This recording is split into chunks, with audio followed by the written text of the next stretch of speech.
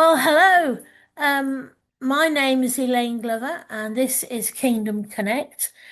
And today we're going to talk about our holiday in Annapolis.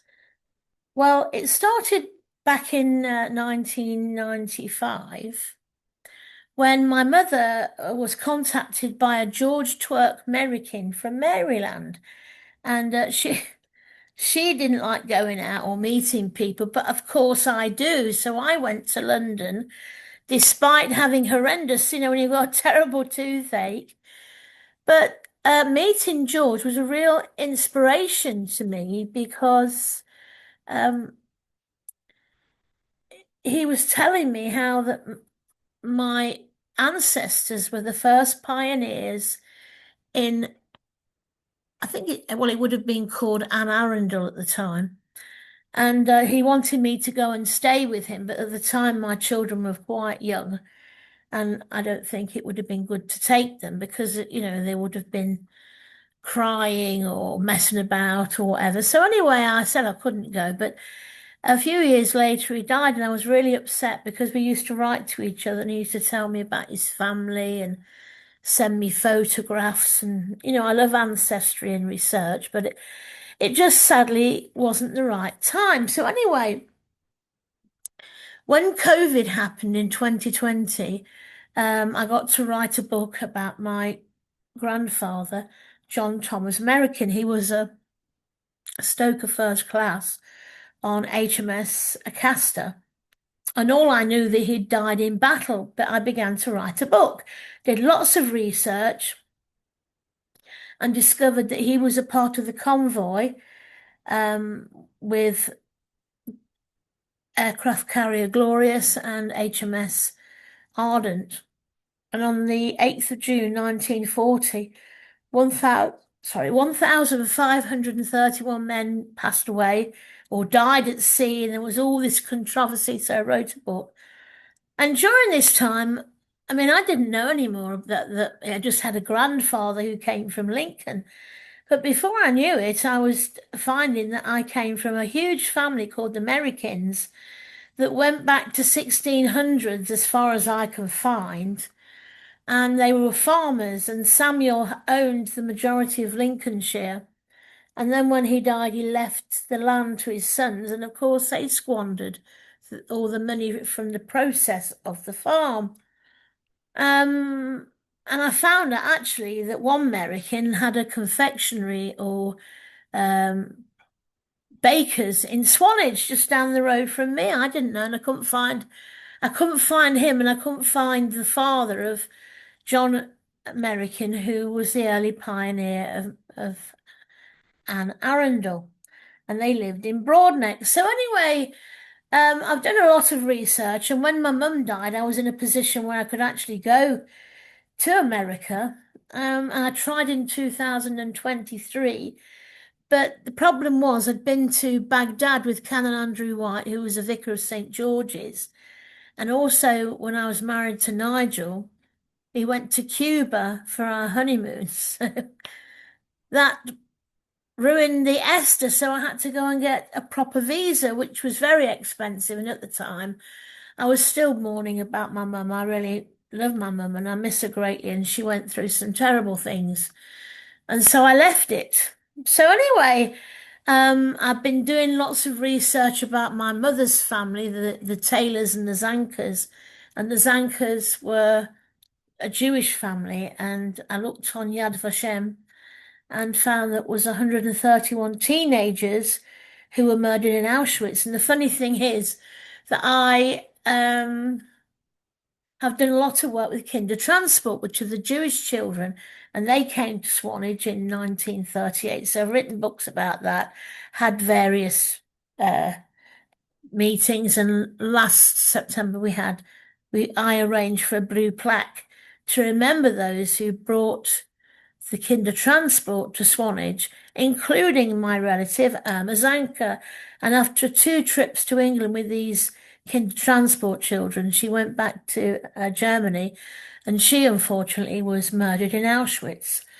So anyway, I began to write this book, sorry, about the Americans and find out they took them 10 weeks to go to Maryland on a ship, and they would have been attacked by pirates. They would have faced terrible weather in the Atlantic, all sorts of things. But I thought, if I don't go now to Annapolis, I'm never going to go. So it's been a journey and a process, hasn't it, with the visa? Certainly has. And we went to London, and I was all stressed because I was wondering what they were going to ask me. Would I go in a private room? Would I be interrogated and all this? But when we got there, because I was disabled, they gave me priority, and I just went to see this lady. Within 3 minutes, she says, "You've got the visa." And God had told me to say that I was a missionary, which I am. So that was that. So can you, what were you thinking about when I said about going to Maryland? Um, well, I knew you were researching your origins and your ancestry and family trees that go back a long, long way. And I know from years gone by that we'd been up to Lincolnshire in England and had a look at a number of Americans in churchyards and cemeteries and Well, part of their history and where they went. credit card, you remember we had to go and search for. You're always losing your credit card. And so it's been on for a long time. And I know it's been one of those things that's been on your heart and on your mind for a long, long time. And so it was another step in that process. Well, it was, and I do believe we were supposed to go because all these strange things were happening. Because when I booked the holiday with Love Holidays, instead of putting the hotel in Annapolis, they put it in Baltimore North, didn't they? And so when we arrived, the transport man took us to Baltimore and threatened that if we didn't pay to go to Annapolis, he'd leave us there. But thoughtfully, you had the documents, didn't you? We had the documents, and it was 2 o'clock or half two in the morning. So it wouldn't have been a very conducive place to be 100 something miles north of where you're meant to be going. So that was a bit, yeah. Yes. Um, but within my heart, I mean, when we rested the first day we were in our hotel, and then we went to Old Annapolis, and in my mind, the burden of my family, because my Christine or Christian and John arrived, and they lived in Broadneck, and they had a lot of land over, not just him, but over the hundreds of years they were there. They had tobacco plantations and slaves. And I felt very, very burdensome, to be honest, with the thought of my ancestors owning slaves and plantations, and did they treat them well or didn't they treat them well? And when I sat next to Kunta Kinte, the statue, which is of a character from Alex Haley's series Roots, I just felt just so overburdened with guilt and concern, and wondering what people were going to say. And then we went to a museum and we saw where in America in the 50s, 60s, and 70s, the white supremacy, they segregated the blacks from being in the same school, hospital, and even in the same toilet. And that made the whole situation so much worse for me and the worry. So we got back to the swimming pool, and I've just felt the Lord say, when the sun sets you free, you shall be free indeed. Because whatever situation you're in, whether you're a slave, whether you are a servant, whatever situation you're in, if you know Jesus and you've been truly led to salvation where you repent and give your life to Jesus, then you are no longer uh, a person of sin because the Lord's paid for that sin on the cross, and you are spiritually freer. And that really helped me. And the next day we went to Asbury Church, which was the first church um, built by free slaves. And it was lovely, wasn't it, when we went Yeah, there? that was quite a building and quite a congregation too. And I loved Pastor Michael. He was so on fire and so wanted to go into all the work, cast out demons, heal the sick, preach the gospel, which is my thing really. And I like preaching the gospel. And when I was in Kenya, I prayed for healing, I cast out demons and all sorts of things. And he had a real gospel missionary heart, which I love, but also he loved the fact that we sent or gave him a black Jesus and black disciples. And Lynn often knits me things when I'm doing a project or whatever. Um, when I give them to the people, and they love them, don't they? Have you got one we could just show? There's a sailor on there.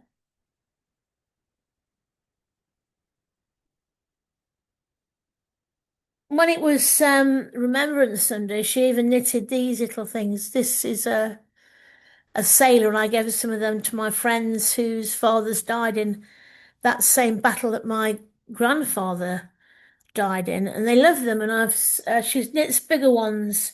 She knitted one for my great great uncle George Merrikin, who died in World War II, but he saved 9 men in Cressy in France while he was then shot in the heart by the Germans. And she made a beautiful wreath to put on his, um, what is it? The war graves. It's war graves, Yeah, isn't it? yeah, Yes. So yes, I love their music. I like that spirituality, clapping and whatever. And we really enjoyed it, didn't we? it's good fun. Yes. Um, and so we've also seen our relatives, Chip, Pettibone, and Pettibones, although I think they come from France. Um, it's a very old English name from Eastbourne. And I'd corresponded with him a little bit here, a little bit there, and also Bob Nestruck. And I got to speak to Bob Merrikin, who is a real, what I call a real Merrikin. His line goes straight to John and Christian Merrikin. And my relationship with John and Christian is John was my ninth great uncle, because I do believe that his father was Christopher Merrikin, and I haven't exactly proved it yet, but their son John had the same birth date and the same death date as the John in Maryland. So I don't know yet. I'm not 100% sure. But it was really nice to see Bob Nestruck, who also helps at Goshen Farm. And the farm was once owned by Anne Merrikin and somebody, I can't think of what his other name is. But and they had slaves too. So we met Bob and Chip and we went out for lunch and had a look round and all over the place. But it's really wonderful because it's the first time I've really sensed family, because I have a very fractured family. My mum died, my dad died when I was 11. And it was so nice to feel part of a family, even though it was a distant family. And Chip is actually very fatherly, isn't he? We thought he was very kind, and He's a yeah, he's a very people person type person. well, he is. Yeah. He's very funny, and he knows a lot about the Merrikin family and the Pettibones and what have you. And it was really nice to meet Bob Nestruck as well, and nice just to have a chat and sit by this beautiful creek where they would use that years ago because they wouldn't have cars or things like that, so they had to sail on boats to take away or bring to and from the tobacco, because John Merrikin was a cooper. And what was a cooper on, Adrian? Cooper made barrels. And so they'd put the tobacco in the barrels, wouldn't they? Barrels were used for storing all sorts of things, not just liquids, but they were also used to store dry goods and transport them on ships. And so they would have used those creeks to sail to wherever they'd dropped these uh, barrels off. Um, and I think Joshua Merrikin was a boatwright. What's one of those? Are they? Like a No. shipwright, but working on boats, same sort of thing. They use the wood, their skills in woodworking to make maritime. equipment and even the boats themselves. And I know that quite a few of them were in the military and were in the militia and a part of the independence, the Battle of Independence. And a number of them also were involved with the church because I know that Richard was a Baptist and I know that John was a Methodist and they were pastors. And I've read, I think it was Richard Merriken actually, that he had a really good report when he went to some convention about, what he was saying, and he had a lot of followers. And I wondered if they would ever have met. What was he called? The Methodist preacher. The one at the Asbury Church was Michael Parker. No, no, no. Years ago, there was the guy that did the abolition of the slaves, and he was a Methodist preacher.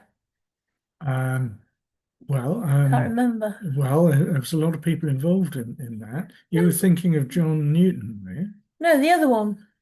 because the American Methodist Church originated from someone called Coke, who was one of John Wesley's. Wesley, I'm talking about, John, who went actually to, he did with Charles, yes. yes. But the Methodist Church in America, which is a different shape, it's Episcopalian, um, than the UK Methodist Church. So that was, I did know that John Wesley actually went to, and Charles Wesley did, yes.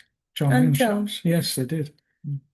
A bit of confliction there. There isn't, no, there isn't. And we've read about it in that book there, Wesley's Journey. Well, we watched a wonderful DVD of it, and I never knew that John Newton was who wrote Amazing Grace. Amazing Grace, how sweet the sound that saved a wretch like me. I was lost, but now am found. Was blind, but now I'm free. And when I watched the film, I had no idea that John Newton actually was a he was a captain on a slave ship. And he came to the Lord, he repented, and that also in his heart was very burdensome to what he was involved with. I mean, I've tried to speak to black people about slavery, but I just got the impression that they weren't there, they weren't there. Well, sorry, they weren't that bothered because they were just trying to make ends meet. And it's like, if an Italian came to England and that she was upset about what the Celts did to the Romans, because it's such a long time ago, but obviously slavery and white supremacy has been in America for a long time. But it wasn't like I thought, bow and arrow and slaves and people crying, what the whites. It wasn't like that at all, was it? Not when we went, no. Well, it was a bit like when we went to Israel last year and there was all this free Palestine, wasn't there? From the river to the sea, Palestine will be free, and all this. And because of all of that and what went on here in UK, we went to Jerusalem where we were married 10 years ago. It's our wedding anniversary, actually. Cal and Andrew White married us in Christchurch, just near Jaffa Gate. But the worst thing about going last year, you saw that all that caused lack of tourism. And so many businesses had just gone to pot. And where there used to be a whole street where there was a market and people would be going down and up, having been to either um, where the mosque is or where the, what do you call it? Garden tomb is, up and down, travelling and buying things. It was completely shut, wasn't it? There was nobody there.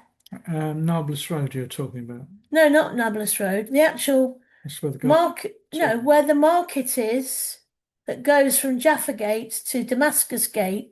There Ah, was all that market, but there was nobody there, was there? no, no, it was all very different, wasn't And it? people were crying that they actually saw us tourists. It's quite mind-blowing, really. But anyway, getting back to Annapolis, yes, we did go with Bob 1 and Bob 2 and Chip. We went and had a look at the land of the American land and see where Betty's Point was, and also saw where Scotland was, which is now Sandy Point. And we had this memorial, and I sort of prayed about it and spoke about it and remembered the family and thanked God for the family for what they brought to America, but also repented for the slaves. But we just don't know what went on. And I just pray, it's a new day, a new time, a new thing. The past is gone, and it's how we ourselves treat people, isn't it? What's your thoughts about it? Well, certainly when you go to places like this, you're seeing the other side of the coin. If you're going with an open mind, if you're going and not necessarily on a sort of package tour or that sort of thing, if you go as an ordinary person as best you can and walk the streets that they're walking and buy things from the markets that they're selling and buying them, you get a much clearer picture than if you turn up with a tour guide and the tour coach. And it was very interesting to see, speak, and interact with these people, and you get a whole different understanding of what problems they're facing. And sometimes you come back and you have a look on news reports or television programs or even people doing sort of news documentary type things, and you have a deeper understanding. And sometimes you look at things to say, it wasn't like that when I went there. And other times you can just start to see what it's like from the local person's point of view when you're there. That's right. Um, I did like the Memorial Day. I did like travelling around and about, and to Goshen Farm, which is where Anne Merriken and her husband was. I think I mentioned this earlier, but I enjoyed talking about ancestry, and Bob Merriken showed us his link to the family, and Chip was sharing about um, indenture with the slaves, and I really enjoyed that. The only thing I didn't like was going actually in the house because it wasn't level, and I felt so sick. I thought I was going to be sick because it was all what was it? The different floors weren't level, were they? And it's a very old building built over many years, and one part's a lot older than some of the other parts. And the floors were not level, but it was made out of planks that uh, stacked together. So the walls are made of um, wood which have got parallel lines on them, and the floors all uneven, and it did trick the mind, and balance was a difficult Was for thing. me. And also they had lead paint, didn't they? Which is dangerous. Well, back in the day they did, yes. But the day that I really enjoyed, and I didn't know we were going to go, but Chip asked us if we wanted to go out. Obviously, we said yes. And we went to Meredith Creek, which should be Merriken Creek. And we'd gone around all these up and down these roads. I didn't know where we were going. And we ended up going down this place, and we saw a man with a dustbin. So, of course, I opened, oh, hello. Can we have a look at Meredith Creek, Merriken Creek? And he said, oh, yeah. So fortunately, he knew Chip because they went to school together, I believe. And also, it was called, is it Ed Mullen? I know it's Ed. And he happened to be in lacrosse or played lacrosse. He was quite a famous person. And it was wonderful to actually think this is American land where the Merriken Creek was. And it was quite wonderful, really. I really enjoyed that. And then we went and had a meal with Chip. And then we went to St. Margaret's Church, and there was like a round bit of land, bit what do you call it? It was a circle, and inside that it said this was to remember or had the bones of the colonial people, like the Americans. And that was lovely. And And I liked it because, you know, Chip knew the guy, he knew that he was a famous person, he knew it was Meredith Merrikin Creek. And we had a great time, didn't we? It was a lovely day. Out of all the days, I enjoyed that because I always wanted to go to Merrikin Creek. On that first Saturday, we went in a boat, which was called the skipjack boat. It was to do with oysters, wasn't it? That particular type of sailing vessel was called a skipjack, and the name of the vessel was Wilma Lee, wasn't it? The Wilma Yes. Lee. And we saw the back end of Meredith Creek from a distance. But to actually be there at Merrikin Creek, and it was our family's land, we were standing on the land and seeing that river, which was Merrikin's. I will never forget that. And it was great. I mean, we didn't really know what we were doing on the day. I just said, "Where do you want to go?" And that's where I said, and that's where Chip took us. So that was fantastic. And yes, and what I liked as well was when we went to Maryland Archives, I found this big, well, it was a large booklet with all these maps in, really old maps, and I could see, you know, the American land and various things. And Chip got me the one that I was trying to find in the Senate place, and it was great. I gave some to Bob, give a few to Chip and Bob because I bought two of them. They're only $40, but I mean, if you buy them off of eBay, you're talking about $100 plus the postage. But it was just and I bought I went to this antique no, I went to a charity shop and I bought a few things, which were quite nice. And this lady said that she'd got an old lamp and also a wick thing that cut the wick. And they were so old. When I went to get them from the shop, they were really, really old, and I brought them back. I don't quite know how old they are. I think they're a lot older than actually 1600, to tell you the truth. But what was the highlight for you then, Adrian? What of the whole trip? Mm, Well, it was being able to see the places in reality and understand a little bit about the people and the lands and what it was about and the geography. It's on the edge of the Chesapeake Bay, which is a very large piece of water, and therefore was a really good bit of navigation for people back in those early pioneer days. Water was the means of transportation for goods and freight. There was no roads, there were no vehicles to speak of. Wheels were not a great deal of use. And just as in many civilizations, water was the means of transporting things either across a river, across a creek, or up and down it in order mm, to move those things. And we were seeing and hearing about people that would um, live and fight for the piece of land they were on. even married to keep their Well, I land. was going to say, but they would then row across that piece of water to marry someone just so they could keep hold of their It land. wasn't about love, was it? It was about the land.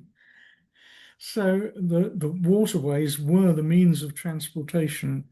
Uh, so not only did they arrive on a ship from the UK via the Azores, most likely, um, the ship sailed from here across the Atlantic and went into the bay, which is the Chesapeake Bay. But then afterwards, they would have used either that vessel and or other vessels as well to travel around in almost an inland waterway to move around, and that made it an ideal place for them to build settlements and farmsteads and homes, and then later on townships and places to live and to develop. And But you know, having been to Africa as a missionary, I've actually ploughed the land and planted tobacco myself and lived in the mud huts and lived off all those small little fishermen and boiled, they were vile. They were not so bad fried, but I didn't like the boiled ones.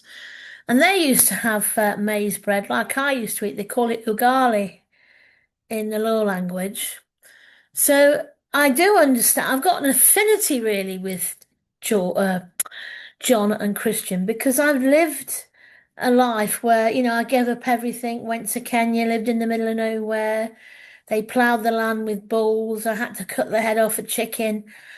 And I saw a goat being killed and I thought that was disgusting. I couldn't eat it. But I mean, I did go through a lot and I gave up a lot and I felt better for giving it up because I was stripped away of all the worldly life, the selfish life, having this, that, and the other, because we couldn't just turn the tap on and wash plates. We had to put them in a bowl. And, I've lived that kind of a life. And in fact, I nearly died of cerebral malaria, which is what John could have died. You don't know, do you? You don't. Um, so I have an affinity with that, and I do like that life. And I could live actually in Broadneck, even now in those kind of a lifestyle because I enjoy it. Because it really gets your way out of the drag of the fast pace of living, doesn't it, Adrian? It does. Um, but the worst thing is in the hotel, I couldn't believe it. We didn't have a kettle because we don't drink coffee, do Oh, we? coffee. No, I don't. No, I don't. I just drink tea, and we needed a kettle to get hot water. So in the end, yes, it was. I had to buy a kettle. I couldn't last without a cup of tea. A cup of tea, lad. That's what we say. Uh, yes. And I'm partly Jewish because my mother, her grandfather was called Taylor. And in the Taylor is a Jewish name, and also the Zanka. And in my mother's side, there are Zankas, and also Lewin, and Lewin is like Levin. So I know that it's a Jewish. So in my brain, it's very hard because on one side of the family, we have the Merrikins who had plantations and slaves.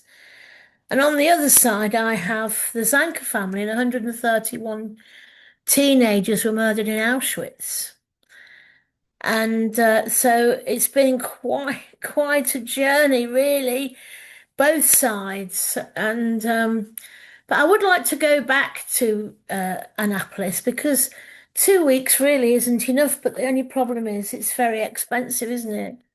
And surprising how expensive things are there. Yes. And Safeway, I couldn't believe it because I mean I like to have I've got high blood sugar, so I've been having turmeric, cinnamon, lemon, rosemary, and had to buy them little jars of herbs. Well, here it's only £1, but in America it's $10. It's terrible, wasn't it? I don't know whether their Aldi's are better, but Safeway was so expensive, wasn't it? I'm surprised how expensive things were. Yes. He It don't- really was. Adrian doesn't like taking me. You keep disappearing, Adrian. I'm still here. Adrian doesn't like taking me shopping because we run up to about 100 quid, don't we, Mum? We go food shopping.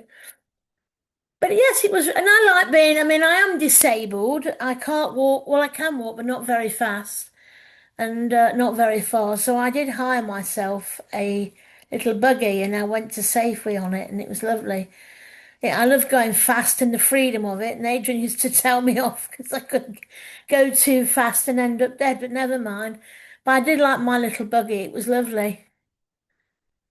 But yes, it was a complete adventure, wasn't it? It was an adventure. It was very worth going. It was tiring and it was a lot to do, but it was really, really quite an experience. Yeah. And we did like going into the market pub. I don't know what it's called, but it's in the middle of Old Annapolis by the waterway. And it's like a bar with food. And we went in there, had some food and a couple of drinks. And we spoke to a young guy called Brett or something like that. And he was really interested in what we were saying because he lived not far from Meredith Creek and he didn't understand what I was talking about. But so many people never heard of Meredith Creek, had they?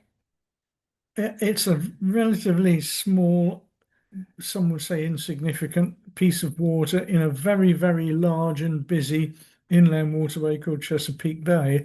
And there was lots and lots of creeks and rivulets and inlets. So yes, those some knew it. Those that lived near to it or had reason to know it, they of course they did. Otherwise, it was just one of those little rivulets or squiggly bits on a map of a much, much bigger piece of water. Well, Captain Rick on the skipjack, he knew about Meredith Creek, and he was very kind because he took us at the real back of the place. I mean, we couldn't see very much, but there were like two masts, weren't they, for low frequency? Annapolis is a very large naval presence, and there's a naval college there, and academy and training schools.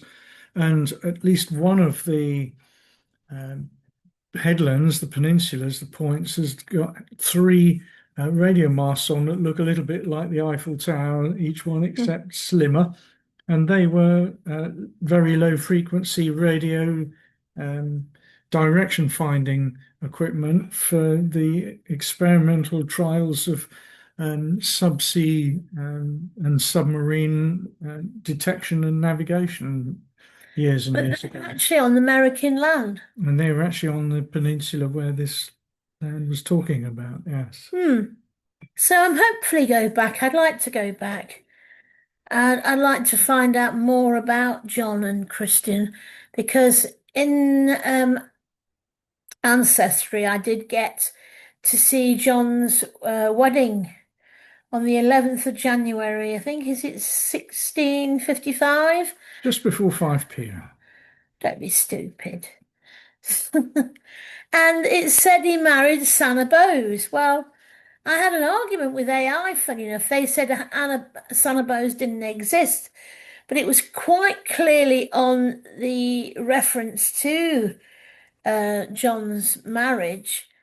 And also, I found out that Santa Bose, his mother, was only 12 when she had her, but she went with her father to Maryland.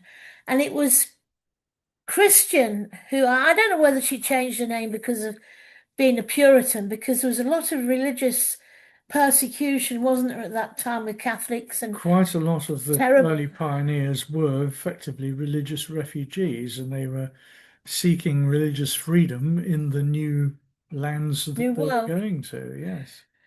But it says it was Christian who actually took John to Maryland. So she must have had money, she must have been a somebody, or she got family there because else they just couldn't go with a woman, could they really? It was quite bizarre, but it said that she would have been a renowned woman, somebody with a strong character and what have you. So I don't know. I still don't know 100%, but I think his father was Christopher Merriken and Francis Grime. Sounds like a drain killer, doesn't it? Francis Grime, put it down your drain. But Francis Grime gets rid of the slime. No, you yes. don't want to say. So, so yes, I want to go back. I really would like to go back again. But I'd like to spend more time where the Americans were rather than in Annapolis because it cost $40 a day at least to go out, didn't it? Everything was much more expensive than you'd imagine. Well, this was why I was so grateful for Chip and Bob and the other Bob taking us about because had it not been for them, we wouldn't have been able to go. We wouldn't have even known where it was. So we're very appreciative of what they did, taking us here, there, and everywhere. But I'd like to know a lot more about them, about that family and what they did, and find bits of paper that their names on. And I'd love to have seen a photograph of them. But in those days, they they didn't would have have had photo, photographs. They yeah, would have had paintings, wouldn't they? But charcoal drawings or sketches or that sort of thing. And even then, they were not usual things to have.